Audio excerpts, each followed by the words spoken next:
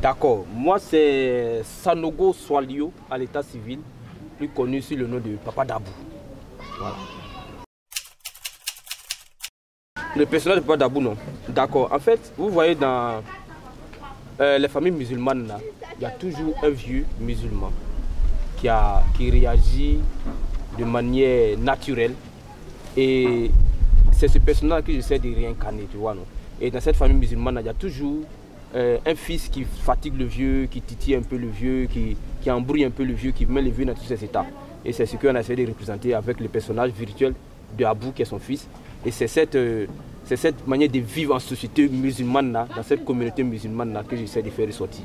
Pour que nous qui avons vécu avec nos parents, là, on puisse se sentir dans ces personnages-là, ceux qui ont vécu les grands-parents, les papas, etc. Tout ça.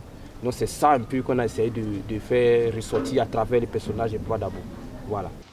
Non, quelle salutation! Quand tu regardes les temps là, c'est le temps de bonjour. Tenez-nous comment? Je vais tenir où? Je vais tenir comment là, Abou, ça me faut dire.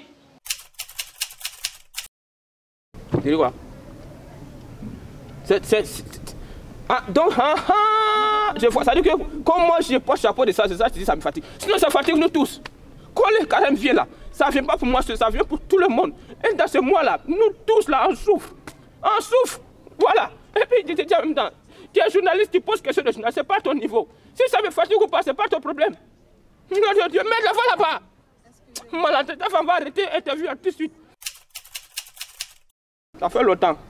On va dire 19 ans, parce que c'est depuis 2003. Voilà, dedans. Bon, ça c'est la question. Comment j'ai intégré? D'accord. Bon, moi j'ai eu la chance d'avoir pour responsable mon grand frère. Du coup, il m'a dit, petit, je vais créer ma troupe, je viens partir. Et je l'ai suivi en tant que bon petit frère. Et depuis, je suis avec lui. Ah bon, on est toujours dedans depuis 19 ans, on a appris beaucoup de choses. Comme je le disais, en 2003, j'étais rien, je ne connaissais rien. Voilà, aujourd'hui, j'arrive à faire, à monter sur scène, à connaître les déplacements scéniques, les expressions de visage, la mimique. Parfois, j'écris souvent des scénarios, on arrive à monter des scènes. Bon, voilà quoi, ça nous apprend beaucoup de choses. Ça nous apprend beaucoup de choses. Et puis d'avoir surtout une vision, parce que le théâtre là, c'est quelque chose d'extraordinaire en fait. Les gens ne savent pas, mais quand tu fais du théâtre, tu arrives à voir la vie autrement et tu comprends facilement certaines choses. Je pense que ça c'est quelque chose, en tout cas moi j'ai ça en fait. Dans la vie active, ça agit, ça apporte beaucoup de choses. Voilà, par exemple j'étais très timide, à l'époque j'étais très timide, je ne pouvais pas m'exprimer devant plusieurs personnes. Mais aujourd'hui, voilà, grâce au théâtre, j'ai pu m'arrêter sur une scène de 4 000, 5 000 places, je peux parler seul devant les gens, c'est grâce à ça en fait. Voilà, c'est quelque chose qui est bon. Voilà. Aïe, je m'épanouis. C'est l'épanouissement en dedans comme ça. Je m'épanouis même. Parce que comme je t'ai dit, la troupe m'a fait, je veux dire, ressortir en moi ce que je ne connaissais pas.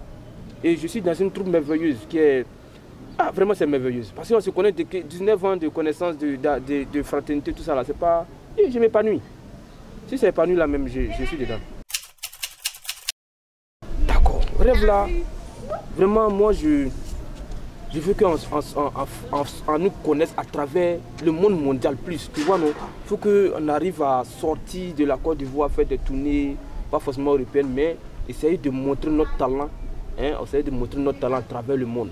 Et puis avoir des matériels de production pour pouvoir faire des PAD, parce qu'aujourd'hui on est à l'extérieur je veux dire, dans une ville qui est à l'intérieur. Et on veut s'autoproduire en fait. Parce qu'aujourd'hui, pour avoir des productions cinématographiques, c'est un peu difficile. Alors que si Dieu a fait qu'on a pu avoir nous-mêmes notre moyen de production, voilà, on peut s'autoproduire, proposer à des chaînes, proposer vraiment à plusieurs festivals, pourquoi pas. Et puis voilà quoi, c'est mon plus grand rêve en fait.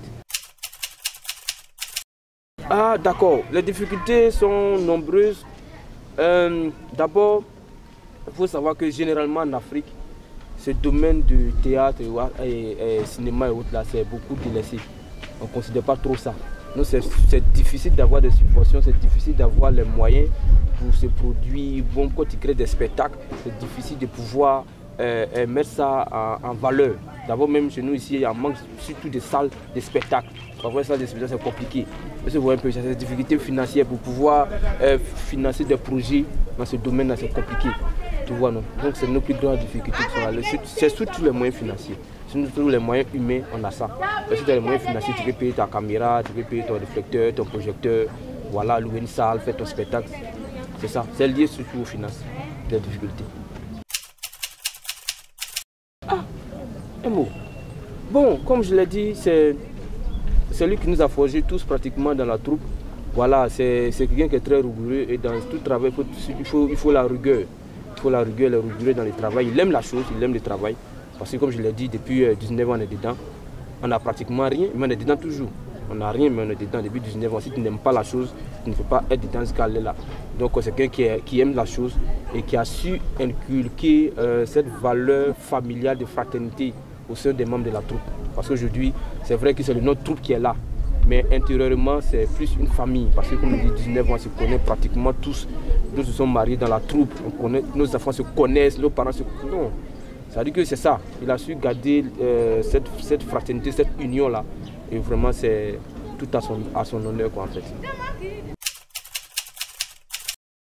Hey, c'est ça, il a dit là. Il n'y a pas de rapport même. On est ensemble. On est ensemble, c'est une famille, en fait. C'est une famille, c'est la fraternité, c'est la cohésion. On est dedans même, on est des frères, la famille. On se connaît depuis, on est un gain, depuis 2003, on n'était rien. On était pratiquement, on était tous au collège. Machin. On se connaît depuis, on est comme ça. Donc c'est la famille en fait. C'est un très très bon rapport. La preuve, on est toujours ensemble 19 ans ensemble. Ce n'était pas d'un bon rapport là. Depuis on s'est dérapportisé. C'est pas ça. Depuis on n'est plus ensemble, mais si je vois qu'on est ensemble jusqu'à présent, c'est un bon rapport. C'est un bon rapport. Très très bon rapport. Bon, moi particulièrement, je me sens bien.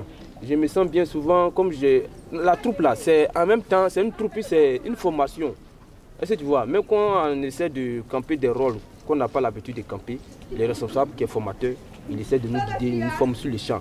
Et en même temps que tu joues le rôle, tu apprends en même temps et tu te formes. Donc, ça passe quoi? On se sent à l'aise dans nos rôles et puis on apprend en même temps de nouveaux rôles et puis on évolue avec. C'est bon. En tout cas, je me sens bien. Alors, les autorités qui nous regardent, c'est des plaidoiries. On est d'accord? Vraiment, chères autorités, tout ce que j'en peux vous dire, c'est de faire en telle sorte que nous, vos artistes-là, ne mourrez pas. Les gars, si vous ne voulez pas, on va mourir dans l'œuf.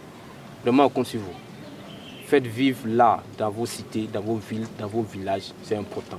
Tout ce qu'on vous demande là, au moins des subventions annuelles pour pouvoir nous permettre, nous artistes, de créer, de faire des créations pour pouvoir proposer. Parce que le théâtre là, c'est l'âme du peuple en fait. Parce que c'est dans le théâtre là qu'on arrive à faire ressortir les tares de la société. Or, une société sans théâtre, c'est pas bon. Le théâtre est né depuis nous ne sommes pas encore nés. Et c'est dans le théâtre là que nous on arrive à dire ce que la population pense bas. Donc on ne doit pas laisser mourir ça.